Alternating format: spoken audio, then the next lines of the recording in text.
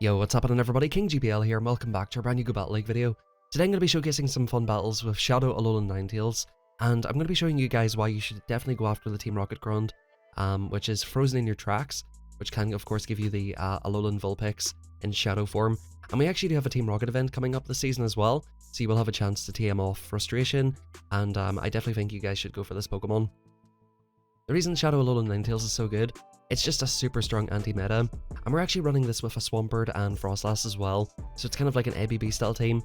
Last season, a very popular team was Swampert Double Flyer. We're actually going for Swampert Double Ice right here, which of course, it does have a few weaknesses, but Ninetales is very, very good. And we're actually running Psyshock on this thing as well. The Dazzling Gleam, it takes 9 Powder Snows to get to.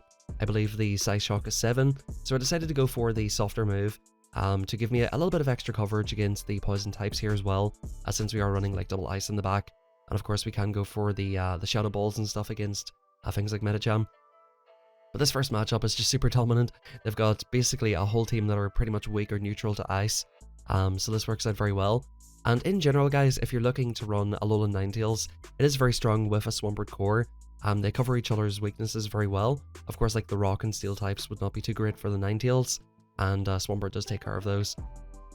And of course things like Noctiles just have absolutely no chance against this team. I decided to run a slightly more meta team today. I've been running things like Nidoking and Nidoqueen. I was running Gothitelle yesterday. I was running so many weird Pokemon. Of course we done the Victini video as well. So this video and the next one will be a little bit more on the meta side of things, to get you guys prepared for the upcoming grind towards Legend, or whatever rank you want to basically go for this season. The opponent comes in with a Skarmory. This is not a good matchup for Skarmory. Ninetales beats basically every flyer. It's such a strong Pokemon. It beats every flyer, beats Swampert, Medicham, Sableye. It beats pretty much all of the meta Pokemon, even Lantern I believe it beats as well. This Pokemon is super, super strong. And yeah, we're just going to start spamming off these avalanches here on the Skarmory. It's got a decent amount of bulk actually as well. Even though it is a shadow Pokemon, it has a decent amount of bulk. I got lucky enough where I got decent enough IVs. I wouldn't mind building another one. Back in comes the Ferrothorn. We're actually going to shield this up and go for a move on this thing. Try and get off as much damage as possible. I should be able to hopefully get off 2 Weller Balls right here, which as you see will take out the Ferrothorn. Can we get to it? No, we just about don't. But this is fine at this point. We can actually come back in with Frostlass and potentially go for a big farm down. These Powder Snows just absolutely chunk. And as you guys, if you're a fan of the channel for a while, you guys know that I just absolutely love Frostlass. We farm up a little bit extra on the Stunfisk. It's pretty rare to see this Stunfisk in the action, but we actually do catch the Mud Bomb here in Swampert, because it is pretty much useless against the Ferrothorn, but we can basically just farm down here and go for Hydro. The Ferrothorn is super low. And yeah, this is pretty much unnecessary at this point, but we'll go for the Hydro Cannon and take it out, and that's a GG. Yeah, definitely one of my favorite Pokemon now. I was running it with Charm, because why not, whenever the Pokemon first came out. And you'll see in the competitive tournaments, some people do run Charm, but mostly people run Powder Snow. Powder Snow is a good coverage move. Of course it just completely handles Noctiles, and the energy generation is a lot better. I started seeing a lot of Noctiles and Pidgeots and Altarias, and of course as soon as I run a double ice line, I don't think I've seen a single Noctile here. We'll find out, but I don't think I've seen a single one. Swampert into Clefable. This is absolutely fine. We'll build up to 7 here, go for the Hydro Cannon. Basically Swampert destroys Charmers because it spams off these moves so quickly, and I think the opponent realizes this eventually, and they might consider swapping out. It is a little bit risky staying in here because they might have a Steel type in the back, so I do decide to eventually swap out. This could be a Meteor Mash I think, so we shield this up, but it is a Moonblast, which would do a ton of damage, and we do beat out an Aggron right here. A very spicy pick by the opponent here. I'm guessing they're going for a fast move pressure team. We'll get off another Weller Ball.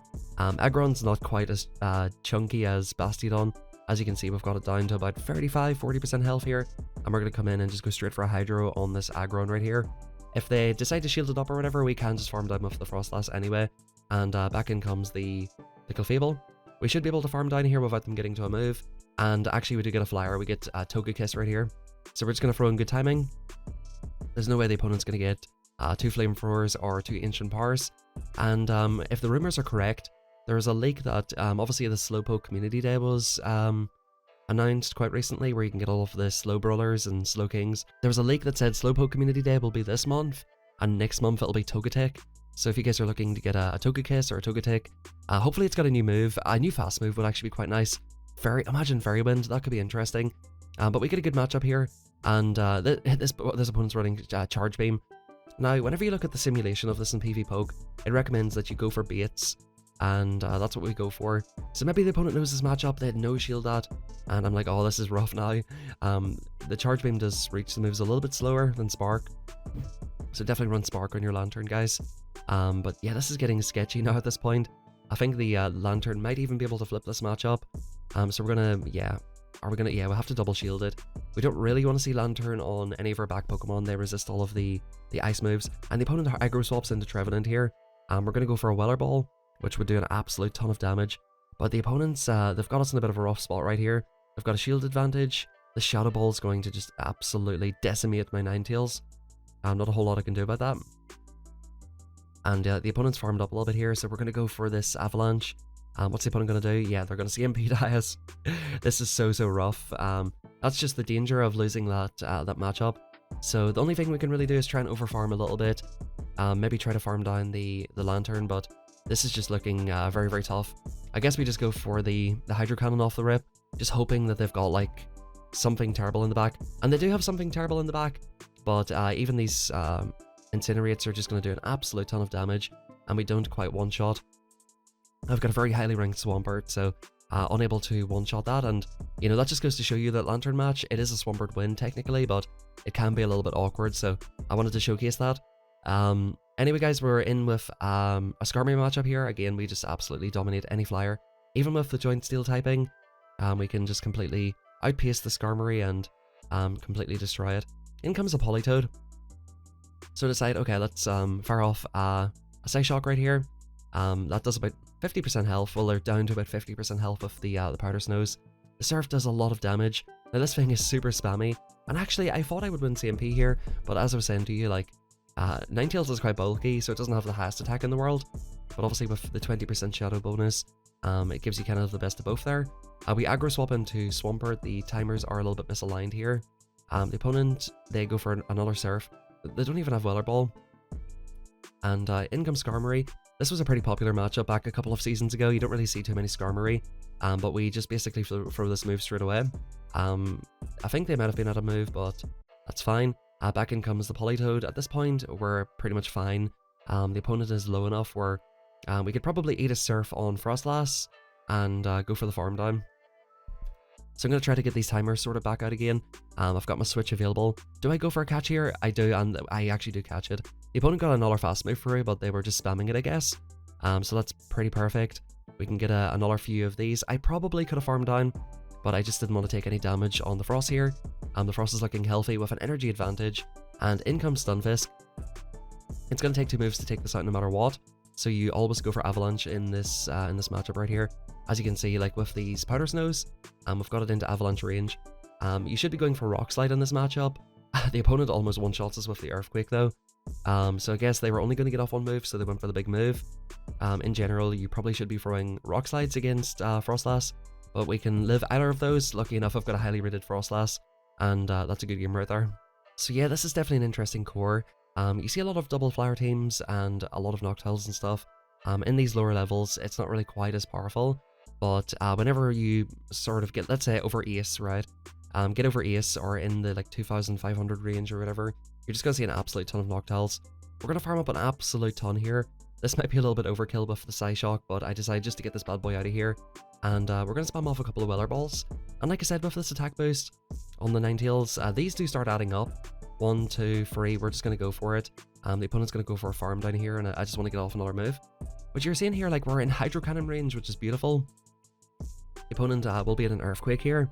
And do I let this go or shield it? Yeah, I do shield up the Earthquake nicely enough here. And we'll farm up to pretty much another Rock Slide. We'll see if the opponent wants to shield it. They probably should let it go at this point, but they do shield it. And I go for the back-to-back, and they actually catch on Chestnut. So the opponent should be at about a Rock Slide here. So what I decided to do is farm back up again to almost a Hydro. I think that when I was counting it, I think they were 1 off. So that was my thinking right here. I shielded up the first Frenzy Plant, and we'll go straight for this, get the shield off the opponent here, hopefully. The opponents, they basically have to shield. And can we get this full farm down here? Just about not. And can we survive a frenzy? That is the real question. Frostlass just about survives it, and the opponent actually did have a move, and for some reason they decided to throw it here. I think actually I was just one off the avalanche there anyway, so I might have got off that move, but I think the correct play was definitely to go for the farm down and try to get off the earthquake. Either way, I don't think the opponent was reaching it, and that is a good game, folks. Let's hop into the next one here. Definitely really enjoyed this team. I was so annoyed I didn't see a single Noctile though. From memory, I don't think I did. I run another team similar, and I don't think I seen a Noctile there either.